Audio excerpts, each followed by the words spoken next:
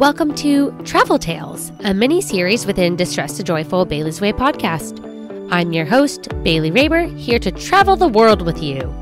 In each episode, you'll hear firsthand how my travel experiences have gone, both within the United States and abroad. Together, we'll discover new cultures, learn about a variety of new places for you to go out and explore, bring light to how I navigate my bipolar disorder while traveling, and, most importantly, we'll have fun. You'll leave each episode stocked full of exciting new ideas, interesting information, and feeling like it's time to hop on a plane. So come on, friends, let's start exploring.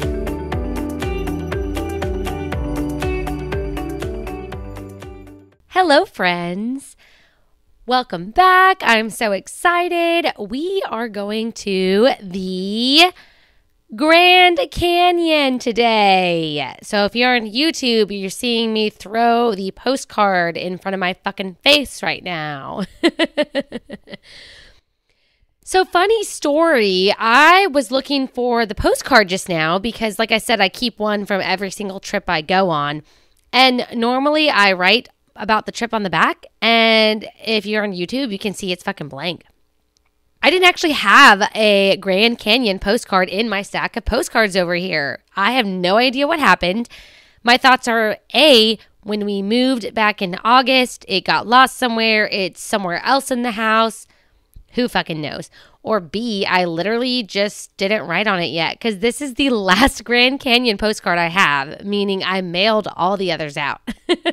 So I think this might actually be mine, but yeah, so sorry, no little snippet this time. Moving forward, we will have those. I literally found another set of like 6 different postcards from different places I've been to in the last 2 years that I have not written on the back.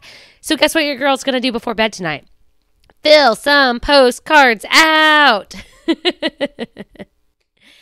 Okay, so I have titled this episode about this trip, a gratifying trip to the Grand Canyon. And I say that because this was a trip that was planned very last minute and ended up being so fucking awesome. Like, the Grand Canyon's been on my bucket list since I was a kid. If you grew up in the U.S., then it was probably on your list too. It's something we learned about in school growing up and shit. Also, as a Girl Scout, if you were in Scouts, then this is probably definitely on your bucket list too, because hiking and all that. Anyways, we planned this like 2 months before we went. It ended up being Memorial Day weekend of 2021. So funny thing, Monish was planning a trip with his boys to Florida. The girls weren't allowed. Me and Poonam were not allowed to come. It was not very nice. So I was texting with my friend Maddie, and she was wanting to go to the Grand Canyon. And I said, well, hey, what are you doing Memorial Weekend? And she was like, nothing. I was like, want to go to the Grand Canyon then? Because Monish is leaving, and I'm not about to sit my ass at home while he's off having fun with the boys. And she was like, fuck yeah, let's do it. We got really lucky. Because I think we only paid $200 round trip for the flight, which is super, super cheap. And also, we found some awesome lodging that was also super cheap. We really didn't spend a whole lot of money on the most expensive parts, which is lodging and flights. The rental car did cost quite a bit. They were kind of low on them back at this time, but everything else was cheap, so we just kind of waited out and we split everything 50-50. So speaking of lodging, let's talk about that first. So with the creation of sites such as Airbnb, the opportunity for experiencing a unique place to stay has become incredibly affordable. While it may seem a little odd when first booking a stay in someone else's home, it's definitely worth doing.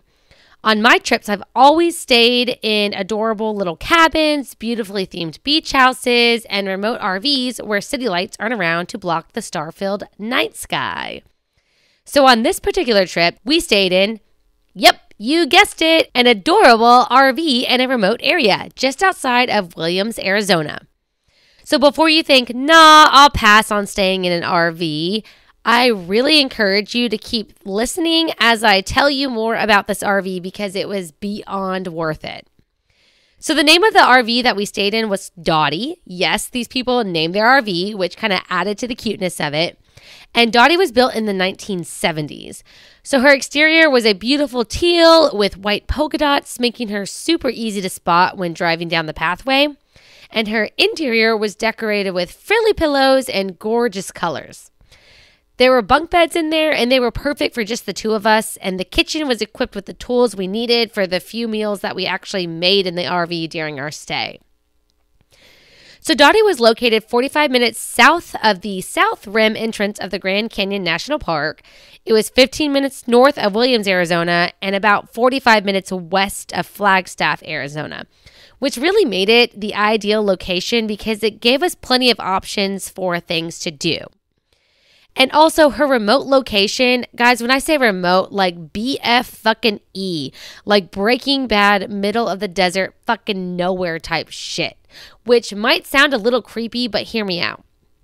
So she was off in the middle of nowhere. You drive down this path, like you're on the road, you're on a fucking road, and then you turn on this small road, like a highway goes to a small road, and then you go down a fucking dirt path. And you go through there and you see just little RVs all kind of like spread out. They're not near each other, but there's nothing blocking you from each of their views. And we went down a ways and we got to our RV, which had a water tank connected to it. And I guess it had solar panels. That's what got the electricity. I'm not really quite sure. I really should know this, but I don't. So at nighttime though, guys, holy fucking shit. I saw the sky like I've never seen it before. We're in Arizona in the fucking desert. There's nothing around us. In the distance, there's some little mountain thingies, but that's it. So when nightfall fell, we could see the Milky Way, which I'd never seen before. We could see the constellations.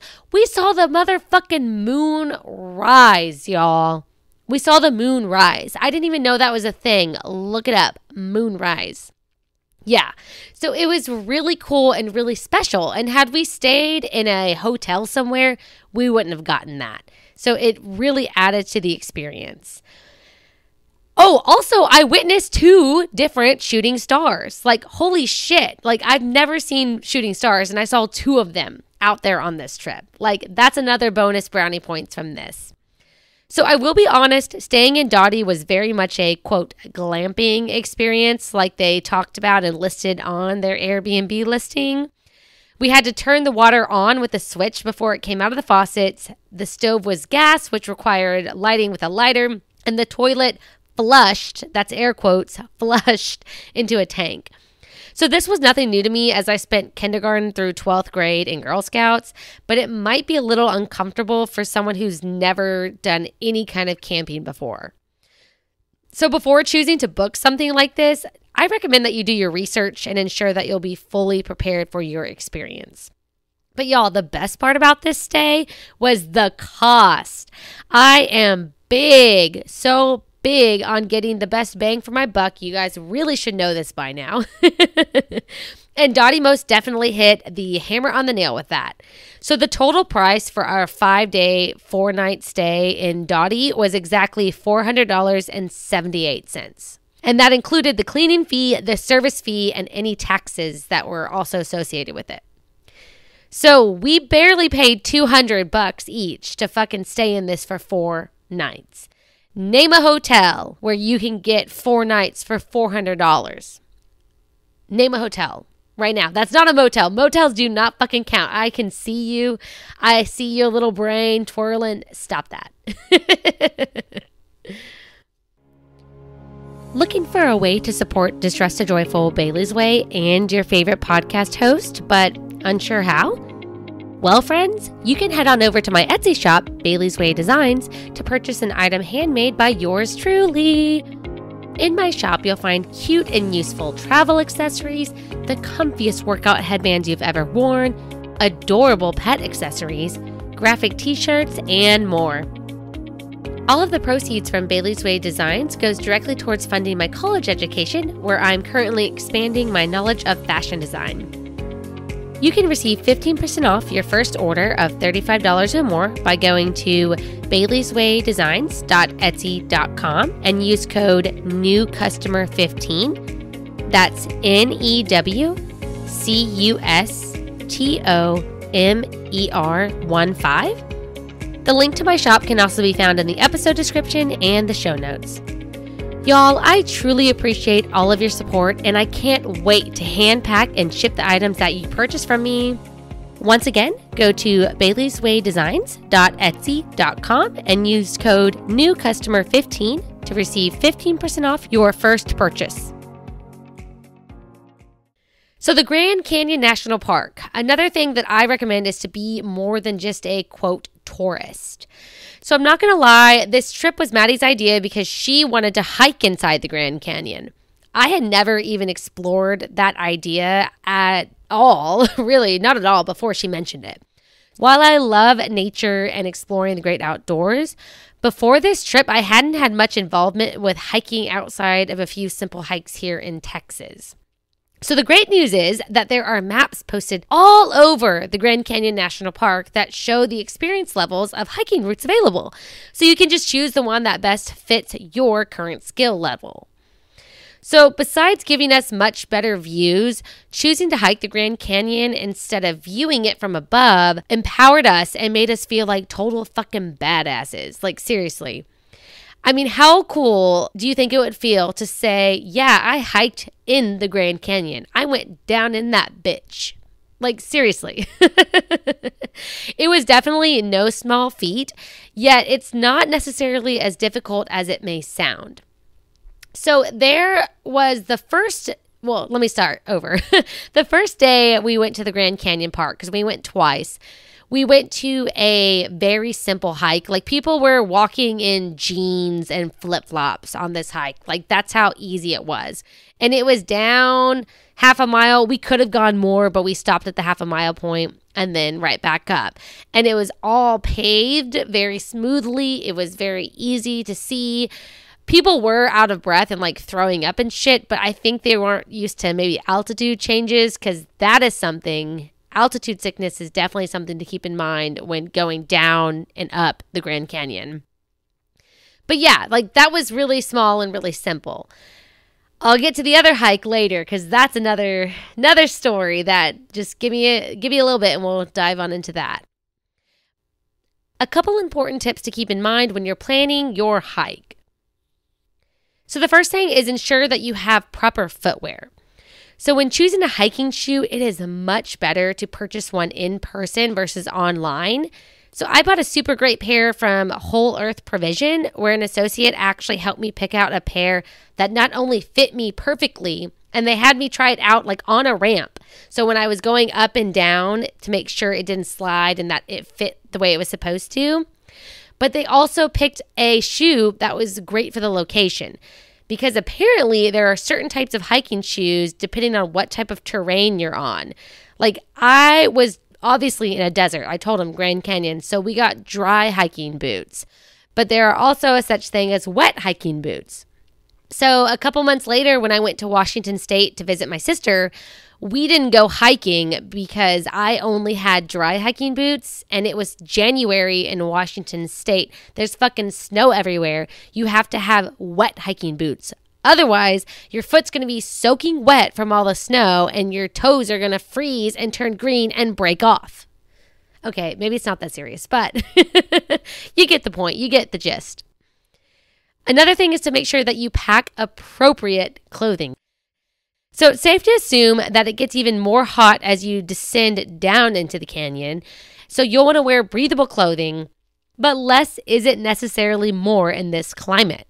Because there's a little shade, a hat and sunglasses are basically a requirement, and you'll want to be sure to cover up your arms, your chest, and your back to avoid sunburns. So literally, guys, there is hardly any shade the entire time, and had I not had a hat, my face would have been like beet red. It would have been so bad. Also, don't forget to pack sunscreen if you are sunburn prone like me, like I just fucking mentioned. That's super important too.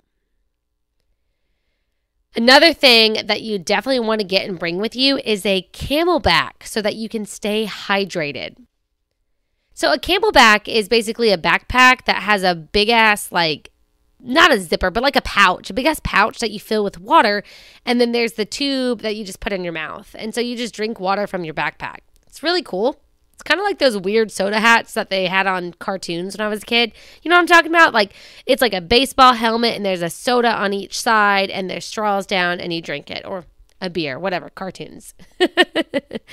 So I had never had a Camelback before, even in all my days of hiking and Girl Scouts. So I found one at Walmart, which is an off-brand, inexpensive version of a Camelback, and it costs like $20.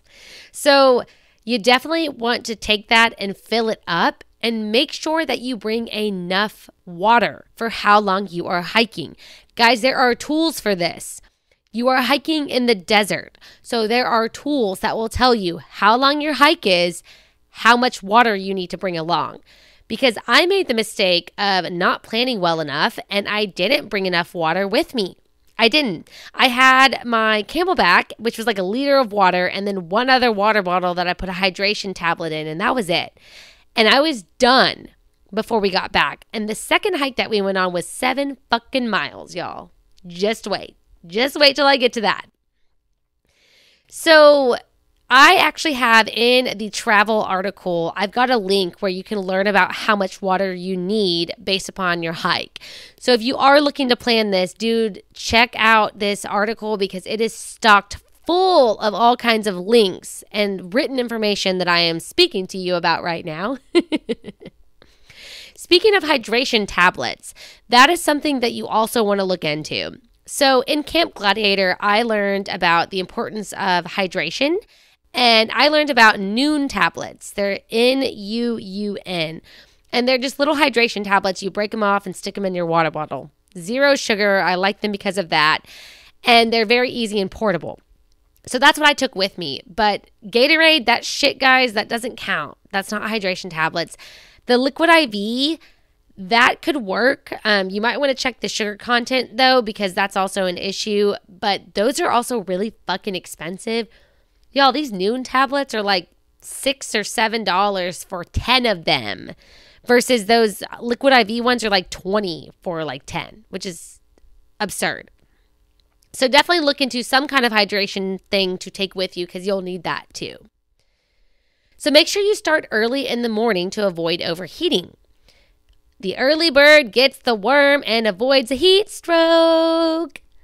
Okay, so maybe that's not exactly how the saying goes, but this should be taken very seriously when hiking in the desert, especially if you're there anytime near the summer months. Also, I think there is a time of year, I mean, don't quote me on this, I might be wrong, but I think there's a time of year where they don't like people to hike certain distances into the Grand Canyon because it's just too fucking hot. Again, I could be wrong, but do your fucking research before you head out there to do that. Oh, speaking of, plan your trip during the right time of the year. So the Grand Canyon has seen a spike in number of visitors lately, and lately is as of the fall of 2020 when I wrote this article. My opinion is that the COVID-19 lockdown has inspired people to get out and explore more since we're no longer stuck in our homes.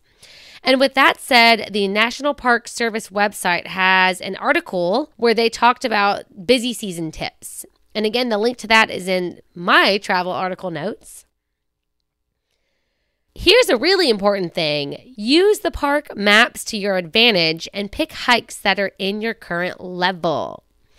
So this is definitely where we made some mistakes. So let me tell you about this 7-mile hike. So first of all, we both did not do our homework or any research on these trails before we decided to go out there.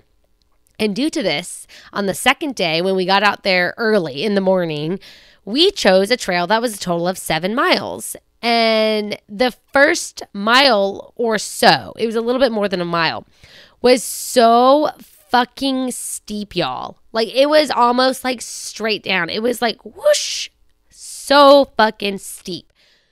And that was rough. But making it down was not that big of a deal. It was a little rough because also the path was like super fucked up and jagged. You have to kind of like climb over some like rocks that these rocks aren't very tall. Most of them weren't taller than my knees, but still you're having to like climb and like navigate around all of this as you're hiking down. It's not the easiest. It's definitely not for the faint of heart. But the worst part is that when you're done and you want to leave, you have to hike up that mile. And that was something that we both really did not take into consideration when going down. Yep, not at all. So I was okay to do all of this because I engage in HIIT workouts on a regular basis. And that's with Camp Gladiator, like I mentioned just a few minutes ago. But my friend who was with me, she kind of struggled a little bit because she just didn't work out as intensely as I do on a regular basis. So this wasn't easy. It really wasn't. It wasn't super difficult for me because, again, like I'm exercising like crazy all the time. But for her, because she's not, it was not the easiest.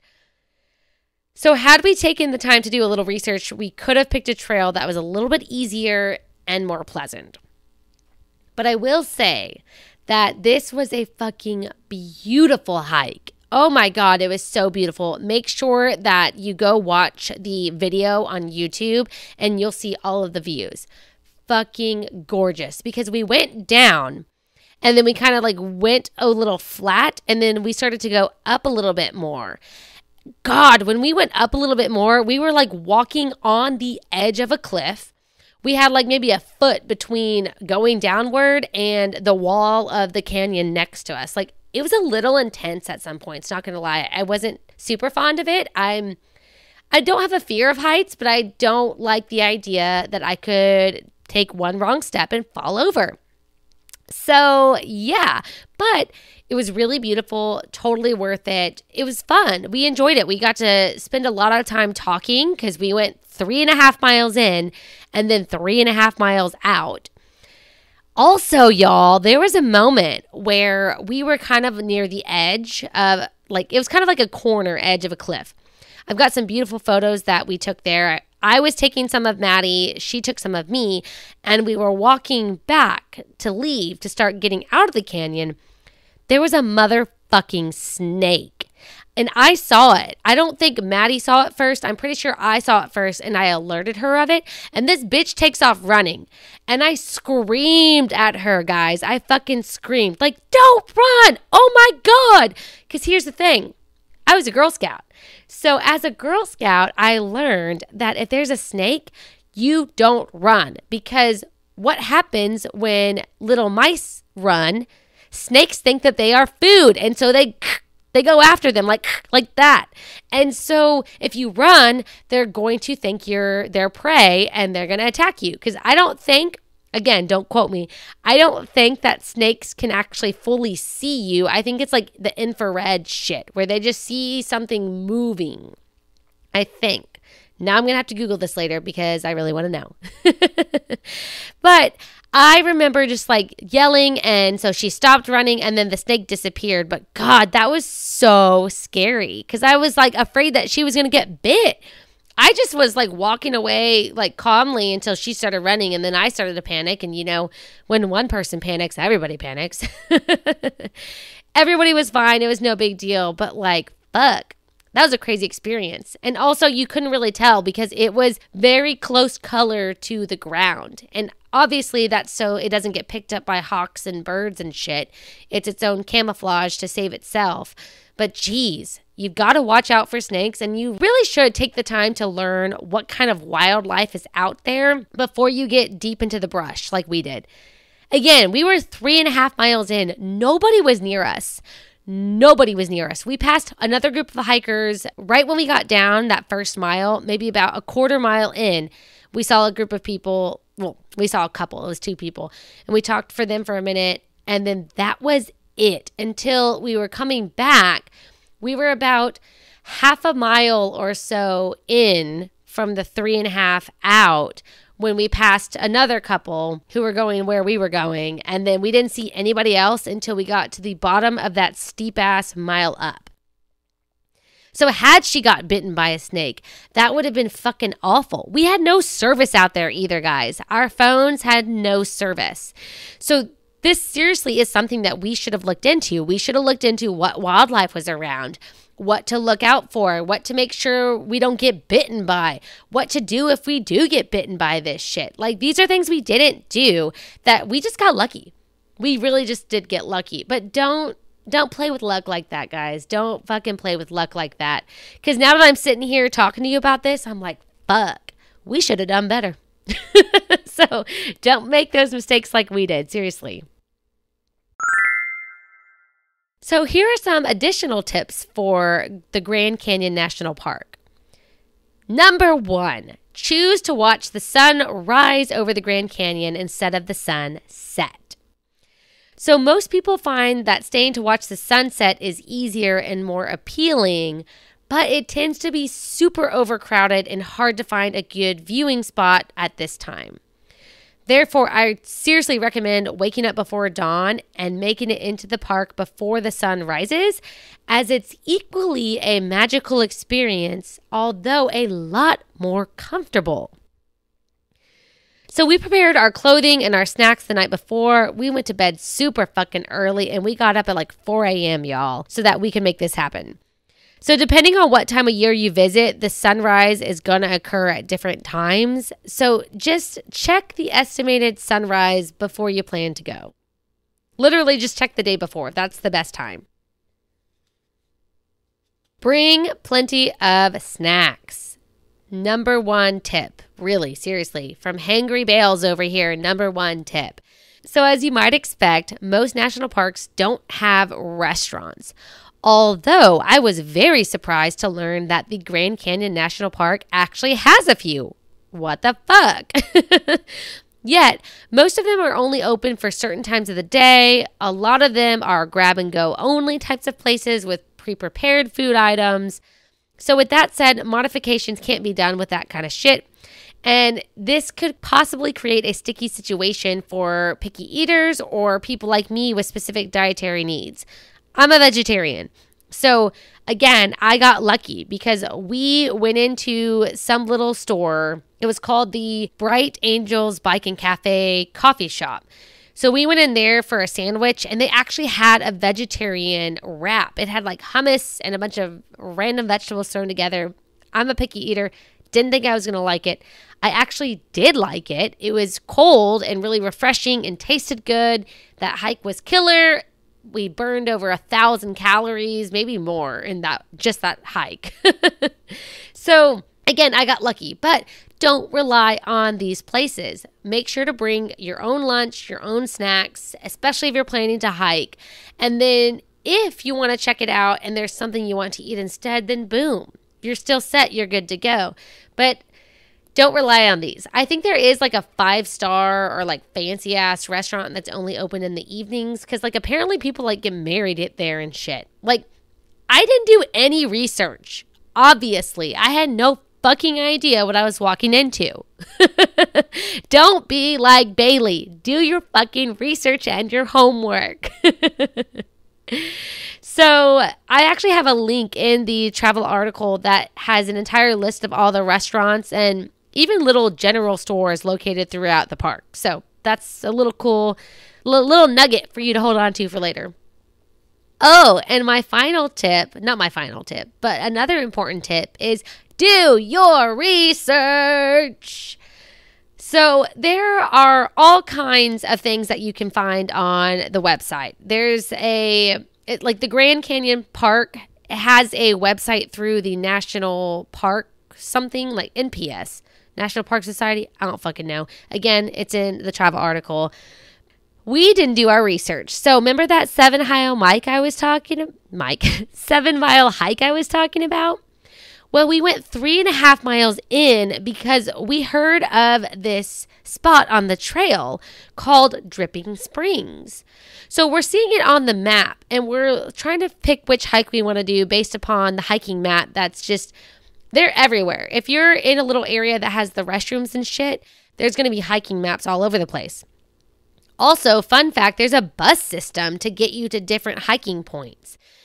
If you can't hike, the bus system also takes you to different viewing points too, and a lot of these viewing points will then go down into hiking points, and that's what we did. So we saw Dripping Springs and we're like, that sounds really fucking cool. That sounds like a great place to go. It's hot outside. We're going to hike to it. This is going to be badass. We're going to have lunch next to this little waterfall. Like how fucking cool. I didn't know there was a waterfall on the Grand Canyon. Did you? No, it's called Dripping Springs. Let's fucking go. So we decided to go on Hermit Trail because that's the one that takes you towards Dripping Springs. Y'all, we hiked that mile down. We hiked that flat terrain. We hiked up on that ledge. We went around the corner and we found Dripping Springs, and guess what?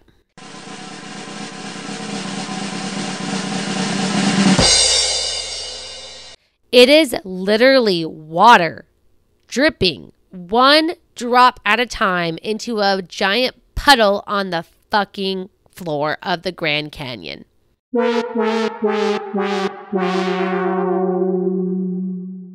I shit you not. That is it. That is all Dripping Springs inside the Grand Canyon is. We got there and we were so fucking disappointed. We were hot. We were thinking we were going to like stick our feet in this springs and sit under the waterfall and have a grand old time. No. It was nasty water too. There were bugs flying all around it. It was fucking disgusting. It was so gross. And I had to pee so bad. By the time we got there, I just went on the corner and just fucking peed in the bushes because nobody was fucking there. Because everybody else did their homework and they knew that this was not a waterfall and we were the rookies just trying to think that we were so cool finding this springs in the middle of, the fucking desert of the Grand Canyon. God. It makes for a funny story now because, yeah, we were idiots and we didn't do our research. But, at the time, I was so pissed. I was so fucking pissed. I hiked in the sun. I ran out of water. I really did. I ran out of water about halfway back. And all I got was nasty smelling water with bugs all around it. And that was it. Oh, what was cool, though, when we got there, there was some rustling sound, which obviously freaked us out because it's just me and her. We're like, what the fuck is that sound? Could be anybody. Could be a fucking serial killer. Could be a murderer. I don't know. I look over. There's some kind of deer out there. But the deer had these short, fuzzy antlers. And so they were like reindeer antlers, but short. They weren't super tall. If you're on YouTube, you can kind of see.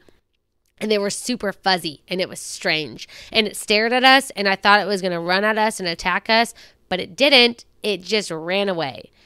So that was interesting. I mean, that kind of made it cool. And then this makes for a funny story. But yeah, moral of the story, do your fucking research. Also, fun fact, that hike back in, remember I said we got out there and about half a mile back, we passed by another couple. They were also going to Dripping Springs. They were probably about our age, maybe a little younger. It was a girl and a guy. And we told them, we were like, it's really not much. You're going to be disappointed, but you're already here. You might as well make it there. And so we pointed them in the direction. They're like, oh, okay, thanks. So we weren't the only rookies making that mistake. So that did feel a lot better, I will say. I felt a lot better about that.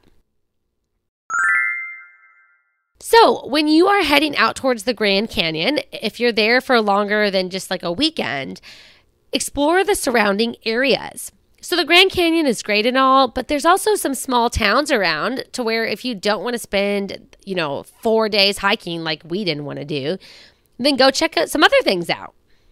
So I love exploring little towns and cities and other states and other countries. I think it's really fascinating and I love to talk to people and learn about things. So the first town that we chose to explore was Williams, Arizona. So on our way into this adorable little town, we saw a motel on the side of the road, which had a massive Fred Flintstone character along with his little prehistoric car. Guys, we could not resist stopping for a photo shoot because this setup reminds me of rest stops for 2000s movies when they're on a road trip and they're going to stop and stay in this hotel overnight. That's what that reminded me of. The last Travel Tales episode, number 1, when I went to New Mexico and I went and saw the largest pistachio, same vibes. And this happened first. Pistachio came second. So obviously I'm into this weird shit. And it was cool though. So we did stop. We took a bunch of photos. You can see that in the YouTube video.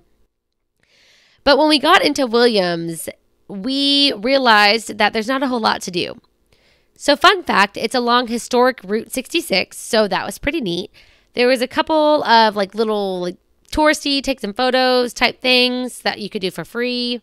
But this town had less than 5,000 people in it. So in just a couple hours time, we were able to explore all of the shops and eat some food and do the historic sites and have some ice cream and then call it a day. Like, it was really quick, really easy. They also have this little like zip line type thing that you could do, which I think was a total waste of money. That's why we didn't do it. But it is a cute little like small town USA town to check out if you're in the area. So a little further away from our Airbnb was Flagstaff, Arizona. So this was a much larger town with a population of over 73,000 people. And we spent a whole day there, starting the adventure by grabbing some coffee at a local coffee shop. There were a ton of local shops there, which was super cool because I love window shopping and checking out locally owned businesses when I'm in new places. Because guys, hello, support local. Support local. Let me scream that into you guys. So I didn't take many pictures being in Flagstaff because by then I was just exhausted. It was the last day of our trip. I'm tired. We've done hiking. We've done a lot of driving. We did flying into Arizona. It's fucking hot as hell. But this town had a ton of murals all over it. So if you, like me, love to have your photo taken, or if you just like to take photos of cool things, Flagstaff has murals all over. So I'm sure you could actually find an article that would tell you where all of them are located, or you can just make your own little scavenger hunt because that would be fun too. But while we were in Flagstaff, we met the owners of a sewing shop who do like sewing classes, and they were from Scotland, which is so fucking cool. And we chatted with them for probably at least half an hour or longer. And this is before I even started college. So it was really, really cool to talk to somebody whose daughter was working at the Met. Like, she was a costume designer for, I think she was for something, maybe the New York Ballet, and then she would design costumes for the Met Gala, or not costumes, beautiful garments, all kinds of things. I think the costumes were for the ballet. I'm not 100% sure. It's been a while, y'all. Give me some grace. But it was really neat. We got to talk to some people, figure out why the hell they moved to Flagstaff from Scotland, all kinds of stuff. So before I go, I have something I want to show you guys on YouTube. Now, I mentioned I'm not a big souvenir person, I'd rather spend money on experiences and food and that kind of thing, even though I'm sure you can see that shelf in the corner up there that's got some shit sitting on it. But one thing I do like to collect is small trinkets. I literally have a shelf up here that I'll post a photo of one day called my international shelf, where every little trinket on that shelf is from a different country. It's not from the US. And so like I've got, I'll show you right here, my hati, which means elephant in Hindi. So my hati, this is from Monish's hometown in Baroda, Gujarat, India. Gujarat. I think I pronounced that right the first time. I don't really know. But yeah, this is the kind of stuff that I collect. Just something like, this is obviously from India, you can tell. But what's special about it is that it's embroidered, which is a huge thing in Monish's hometown and in his home state, Gujarat. Gujarat is known for embroidery, beautiful embroidery like this. So that's why I got this. Also, I love elephants and I love pink. It's super lightweight. It was cheap and it just sits on my shelf and looks really cute and reminds me of my time to India. So while we were at the Grand Canyon, I found this. It's a cute little, it's like literal rocks from the Grand Canyon that they just like glued together and wrote Grand Canyon on. I mean, granted, I probably could have made this myself. So if you want to just steal some rocks while you're there and do it, go for it. These are obviously polished though, and so there's the plus side to that.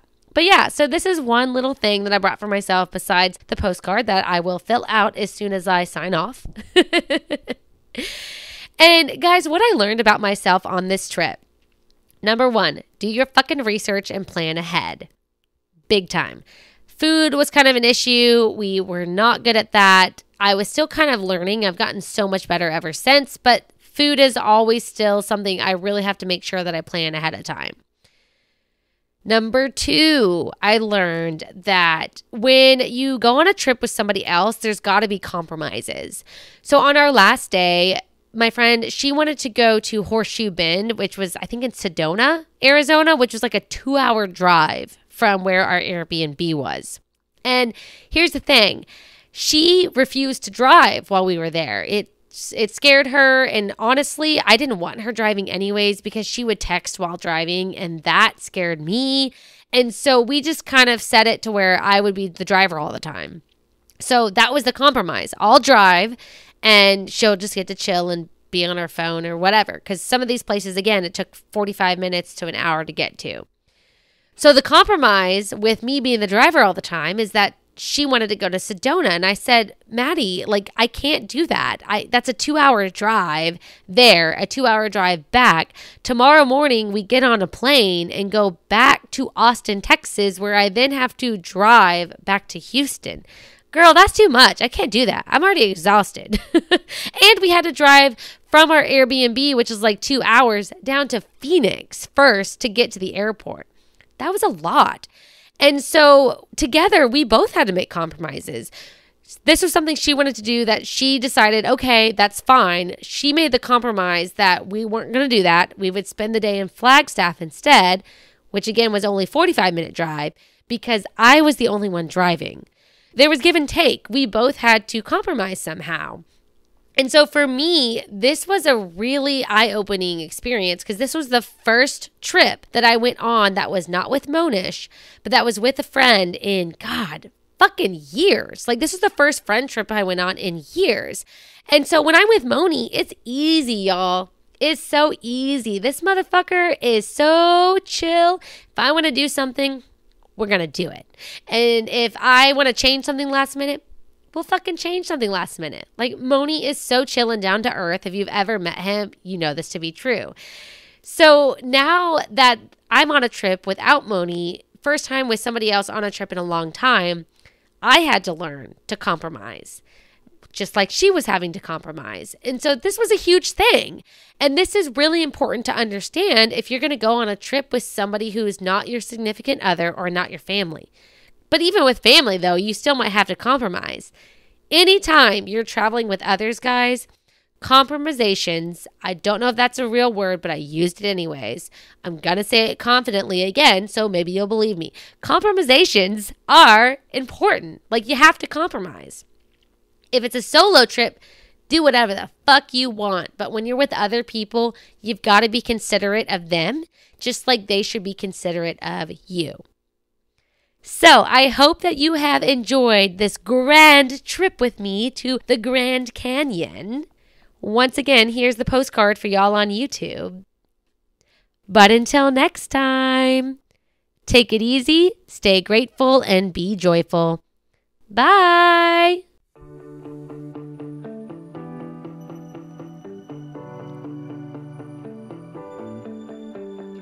Thanks for tuning in to another episode of Travel Tales. Head on over to whatisheybellsdoing.com/travel to find the resources mentioned in today's episode. You can watch this episode for free on YouTube, complete with a bonus slideshow of photos and videos from this trip. If you enjoyed this episode, please leave a rating on your favorite listening platform or write a review on Apple Podcasts. Also, don't forget to hit the subscribe button to stay up to date on new episode releases. See you next time for another great adventure. Bye!